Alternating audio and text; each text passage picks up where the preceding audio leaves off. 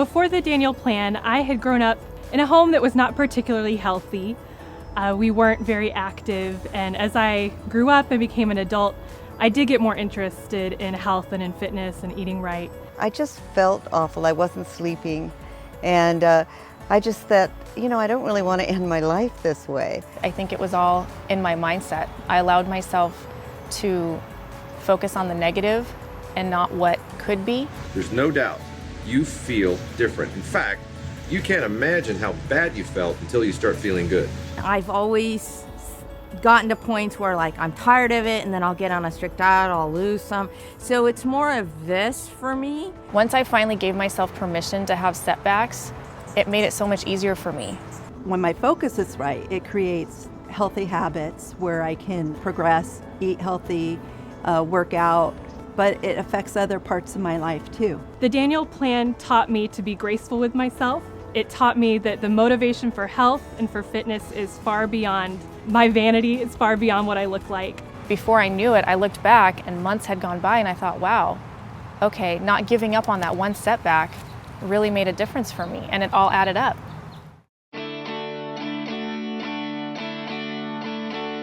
Welcome to the Daniel Plan series on Focus, Renewing Your Mind. My name is Dee Eastman, and I have the privilege of being your host. In this series, we'll be looking at how we can stay on track with God's plan for our lives. We'll talk about how to overcome stress, negative thought patterns, and setbacks. I'm really thrilled to introduce you to our teacher, Dr. Daniel Amen. He's a psychiatrist, founder of the Amen Clinics, and an internationally recognized expert in brain health. Dr. Amen believes that brain health is central to all health and success.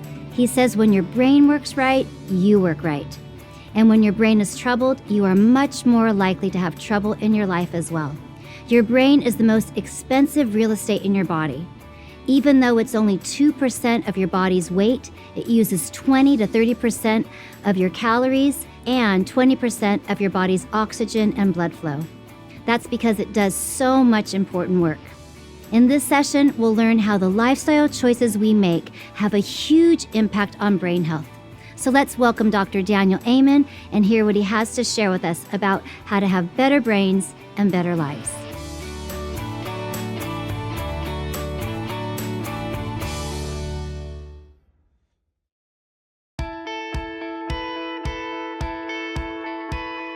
Dr. Amen, it's fantastic to have you here with us today. Thank you. I can't wait to dig into this series on focus.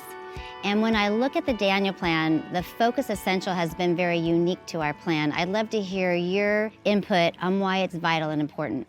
Well, it really is what makes the Daniel Plan unique. So faith, which is why do you care, food, fitness, it just makes such great sense. But what's really unique is it's the 3 pounds between your ears that really drives all behavior. And That's good. Focus is about brain health, but also getting your thoughts right. And what I've discovered at the Amen Clinics where I work is when your brain works right, you work right. But when your brain is troubled for whatever reason, you have trouble in your life and you can't stick with the program. And so the Focus Essential is really the stickiness. It's the glue that holds everything together. Great, we need the stickiness. We need the glue to make it work. Because we have the bad days, the uphill battles that come our way sometimes. And to be able to have that glue, the momentum, the motivation, and the tools to have that 3-pound gorilla, did you say, between our brain working for us is fantastic. I've heard you talk about 3 key areas to really maximize brain health. I'd love you to kind of roll through those 3 things that we can really focus on. So I call it the short course on brain health. I think one of my biggest gifts is taking really complicated things and making them really easy to understand. And it's based on a lot of experience. So I want people to know it's not based on 50 people that we've seen at Amen Clinics. We've been doing this for 25 years. We have a database of 100,000 brain scans related to behavior on people from 111 countries. And we've just learned so many important things. And it starts with brain envy, that you have to care about your brain. Nobody cares about their brain. We let little kids hit soccer balls with their head, play tackle football, and nobody's thinking about the potential damage it can do to their brain. But if you realize your brain's involved in everything you do, how you think, how you feel, how you act, how you get along with other people. After looking at all these scans, it's really clear to me your brain is the organ of judgment, personality, character, and every single decision that you make. And when your brain works right, you work right. But when your brain is troubled for whatever reason, you had a head injury, you're not eating right, you're overweight, people are sadder, sicker, poorer, less successful. And so it starts by caring about your brain. And that's why I call it brain envy. And as a psychiatrist, and people remember Freud, I'm like, he was wrong. He was about 2.5 feet too low in the body. It's brain envy. When you care about it and know how to optimize it, everything in your life is better. Great. Well, we all want that. We all want to know how to optimize our brain and how to move forward. Tell us a couple things that we should really be staying away from that do get in the way or interfere with Right. optimizing our brain. So I horrified myself a couple of years ago when I realized I could summarize all my work in 3 words. Care, so that's brain envy. Stop doing anything that hurts it. Do the right things. Care, stop, do. Great. And so we talked about brain envy, that's caring. Stop. Well, what should I stop? Drugs and alcohol? No question they're damaging to the brain. Now that doesn't take a rocket scientist. Brain injuries. Actually, Amen Clinics did the world's largest study on active and retired NFL players, and playing football is just bad, right? You want to protect your brain. Your brain is soft, your skull is really hard. Hitting it repeatedly is a bad idea. But some of the things actually will surprise you. There are 200 studies now that say as your weight goes up, the actual physical size and function of your brain goes down, Wow. which should scare the fat off anyone. What we've also learned is high blood sugar causes brain atrophy, or it makes your brain smaller. So diabetes, but also heart disease, hypertension, sleep apnea, where people snore loudly, stop breathing, they're tired during the day, doubles the risk of Alzheimer's disease. Also, untreated depression, untreated ADD are associated with more cognitive impairment. And what will really blow people's minds is negative thinking. If you think in negative terms, it actually drops the function of the front part of your brain so that you just don't make good decisions. So getting your thoughts right can be really critical. And this one thing that the Daniel Plan addresses so well is inflammation. So when your body becomes inflamed because you're eating pro-inflammatory foods, like a lot of omega-6 fatty acids, think corn and soy, sugar, things that quickly turn to sugar, it devastates your brain because inflammation is associated with depression and dementia. Wow. I just want to say, you just shared an amazing array of things we need to stay away from. And I don't think I caught all of them, but I'd like to kind of do a little summary to roll back. You talked about the effect of sleep apnea, of untreated depression, of inflammation in our body by eating the omega-6s that aren't good for us. You also talked about sugar. I think that would be surprising to most people to think that high blood sugar or untreated, even pre-diabetes that we often don't detect in our body. So tell us how that fluctuation happens and how that is damaging. Well, a lot of people don't know, one, sugar is addictive and actually more addictive than cocaine. Isn't that interesting? But it's pro-inflammatory in your body. And we know how diabetes damages blood vessels. Now, why does the brain care about blood vessels? Because your brain gets 20% of the blood flow in your body. So even though your brain's only 2% of your body's weight, uses 20 to 30% of the calories you consume and 20% of the blood flow. So anything that damages blood vessels damages your brain. And high blood sugar, even high normal blood sugar, is associated with blood vessels becoming brittle and then starting to break. I mean, we know the consequences of diabetes are disastrous, but even pre-diabetes, what we're finding, high normal blood sugar is associated with brain atrophy. And you just don't want a smaller brain. And with hypertension, it's the same thing. Even pre-hypertension is associated with brain atrophy. And I always say, you know, when it comes to the brain, it's the only organ in the body, when it comes to the brain, size matters. Okay, I just want you to know that I think I already care about my brain. I've known you for all these years, and I'm totally a champion of everything that you teach, but it takes my motivation up just hearing you talk again today. The whole fact of caring about our brain, because it has such a domino effect, a ripple effect of either positive or negative in our life. So thank you for that short course on the negative. If we're looking at the positive of ways we can build our brain health, speak to that. Well, it's the Daniel Plan. I mean, I just love that, because when you know why you care, when your motivation is clear on your health, you just do better. And we like to say, know better, do better. Right.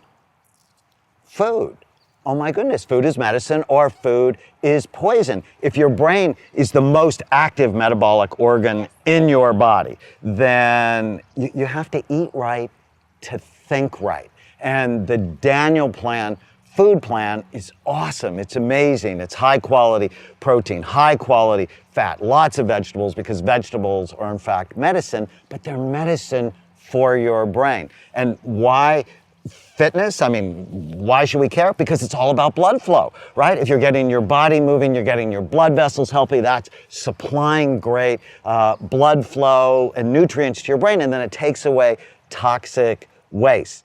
Simple supplements can be really helpful. Multiple vitamin, fish oil. And then we say, know your important numbers. If your vitamin D level's low, your brain's not going to work right. It's associated with depression and dementia. So getting it measured, getting it optimized, getting some sun is just critical.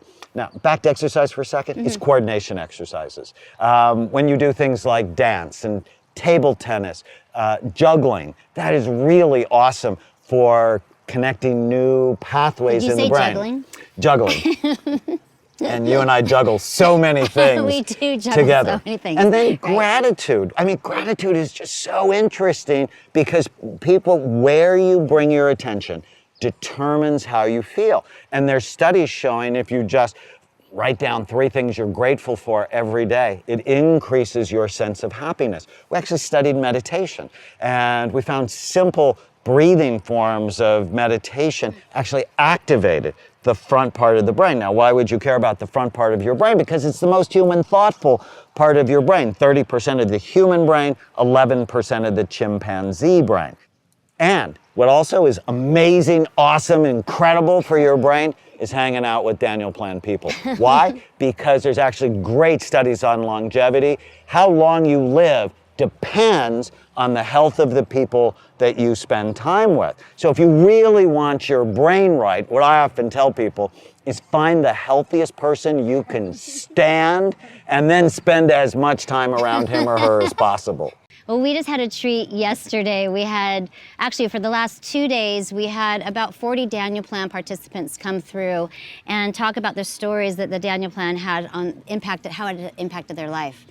And it was amazing. And I think what you just said there about that concept of community, they had been doing all the essential elements, but it was really that secret sauce of the community, of spending time with the healthiest person, and it rubbing off. You saw people doing a triathlon ministry together and running together and doing a small group Bible study together. And one woman had brought the Daniel Plan to her office, and they were all doing the 40-day meal plan together, and one person brought lunch every day. So it means once a month you're bringing lunch for everyone and 2 snacks. But how fantastic to be doing it with 15 of your coworkers. The boss was so impressed, he brought in a fitness instructor on Fridays, and then they all do a group hike on Sunday. Like, boy, talk about keeping the motivation for your brain health, for moving forward with your food, your fitness, your focus. All of it happens better in community. So I love that aspect. So I want to tell you what I think is one of the big ahas for me, Tell me being your big involved aha, Dr. in the Amen. Daniel Plan. And Dee and I actually talked on the phone every week for a year. Yes. And there was this one time where we got the statistics on who signed up for the Daniel Plan. And it was 80% women. And you remember I became like uncorked. I actually remember where I was. I was in the Minneapolis airport and I'm on the phone and I'm like, no way, I hate that. You know, what's the matter with my gender? And I like went off and talked to the men's pastor at Saddleback and he said he'd get back to me. But what I realized is that when Mama got this, her husband got it, her babies got it. Then she brought it to work. And it really became this idea of get this information, give it away. Because it is in the act of giving. When you give away this information, what you're really doing is creating your own support group, making it more likely that you're going to stay on this program forever. And that's the secret sauce of the Daniel Plan. I mean, it's really smart information. We're all really proud of the information. But what it is, and that's a brain thing, right? I get it. I learn it, then I give it away because connection's totally about the brain. I'm creating my own support group, making it more likely I'll stay on it forever. Wow, it's awesome. Dr. Amen, you've talked about Alzheimer's disease and how it is wreaking havoc throughout our nation. And it's already wreaking havoc now, but let alone in the next 25 years, it's expected to triple without a cure in sight. Can you speak to how the Daniel Plan can help address that? Well, I mean, Alzheimer's is a disaster, right? 5 million people have it in the US. I think it's going to go to 15 million, and there's no cure. And the reason there's no cure is it actually starts in your brain 30 to 50 years before you have any symptoms. Oh, wow. So if someone is first diagnosed when they're 60, it actually means their brain was starting to have negative changes in their 20s. Wow. And so all of you who are waiting until your memory goes to get healthy, you really might want to rethink that. And I wrote a book before called Preventing Alzheimer's. And how you prevent Alzheimer's disease is you prevent all of the illnesses that are associated with it. And the Daniel Plan directly goes after obesity, heart disease, hypertension, diabetes, depression, sleep apnea, and all of those things, the testimonials we've heard, and that you'll hear as part of this series, is people decrease their medication, their mood is better, their anxiety is less, their weight is better. And what we're just so excited about, these 5 essentials directly attack aging and Alzheimer's disease. I mean, how exciting is that when you think of it? There's a brand new study out of UCLA where they actually took 10 people who had mild cognitive impairment, which means you're on your way to Alzheimer's disease, or Alzheimer's disease. They put them on a program very similar to our program, and over the next 6 months, 8 of them showed improvement. Think about that. People who had Alzheimer's disease, when you do the right thing, 80% of them showed improvement. I'm just so excited about the possibility that this program, and it's not a 40-day program, right? Or it's not a 10-day program. This is a program for you to do for the rest of your life, because your health and your ability to serve God, because that really is a brain function, is dependent on your habits. Okay, when you talk about 8 people significantly changed with the UCLA study out of 10, how I'm crazy so is that? excited. Like, lifestyle approaches can make that much difference. They went on a lifestyle program for 6 months, and it wasn't that they just prevented a disease, they were actually able to reverse the condition of Alzheimer's. And so this truth about the way the Daniel Plan can work out and altering these lifestyle changes early on has significant ramifications for how we play out our life. It's huge. And one of the things we've learned at Amen Clinics is you are not stuck with the brain you have. You can make it better, and we can prove it. We did the big NFL study. And I mean, as you can imagine, their brains were a disaster. But 80% of our players showed improvement in as little as 2 months, and it was mostly lifestyle and supplement interventions. That's crazy, and crazy the motivating. information in this program, in the Daniel Plan, is solid. It's scientific, and it's tested, as we tested it at Saddleback Church. Right. Okay, now speaking kind of along the same line, you have also given me another statistic that 51% of all Americans will incur a challenge with a psychiatric disorder sometime within their lifetime. Right, it's almost more normal. It's almost more normal to have a struggle problem in than some area not than to not. have a problem. And so I think just knowing that takes some of the shame away when we hit a wall in our life, it's just part of kind of the human nature that challenges come and they can be very taxing on our body. Can you speak to knowing that it's such a significant area of struggle? So I have a great story. Great. And so when I lecture, I often say normal is a myth. It is a setting on a dryer or a city in Illinois. I actually got to go to Normal, Illinois and give a lecture, and it was fun for me because I got to go on the Normal radio station. I visited the Normal grocery store. I actually got to meet normal women, which for me being from California, that wasn't common. Hey. But I was giving a lecture in Baton Rouge for one of my PBS stations, and an African-American woman comes up to me and she starts to cry. And it happens to me a lot, and I just stand there.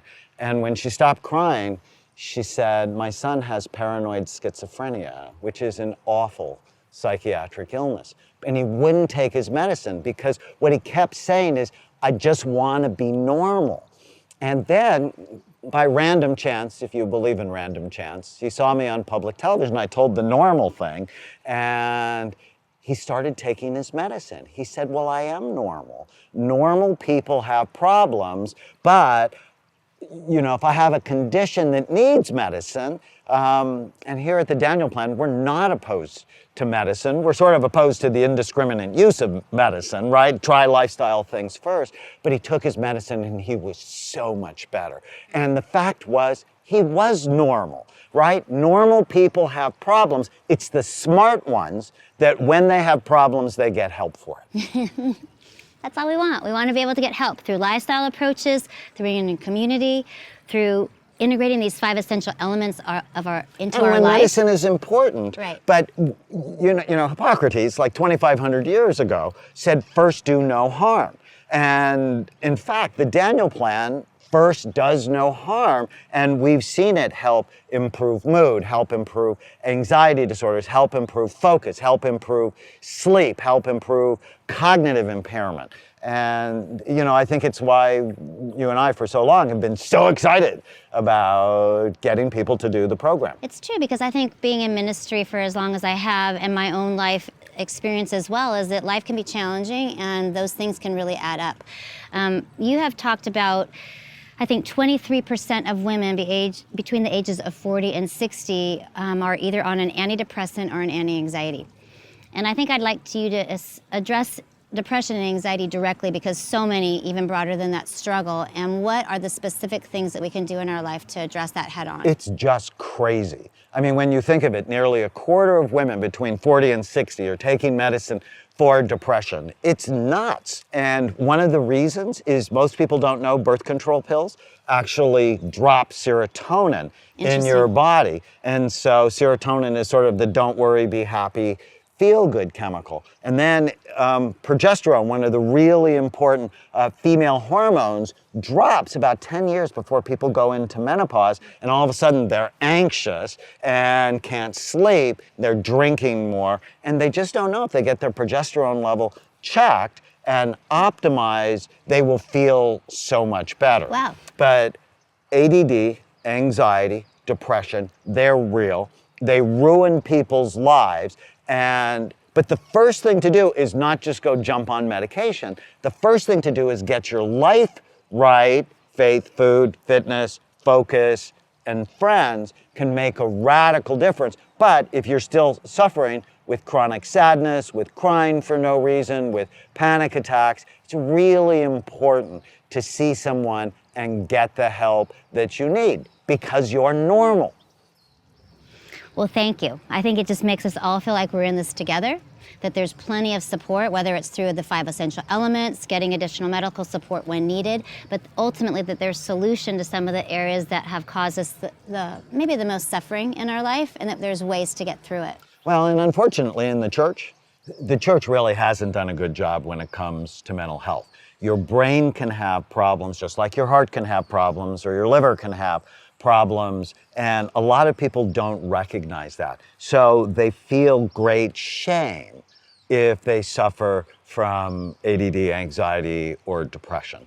And what I'm so excited about, the Daniel Plan really addresses mental health. And it's now a major initiative at Saddleback Church. Yes, the for mental Rick health and Kay, right. initiative started by, Pastor Warren and his wife, Kay Warren. And, I'm so excited to bring this message to other churches. When your brain works right, you work right. And when your brain is troubled, for whatever reason, you have trouble in your life. Well, thank you so much, Dr. Amen. That was an amazing launch to our series on focus. I love that we can not only prevent illness, but we can actually reverse conditions in our life based on all of your input on brain health. We look forward to the rest of the sessions with you coming up. Thank you so much. Have a great time with your group today as you dive in on brain health.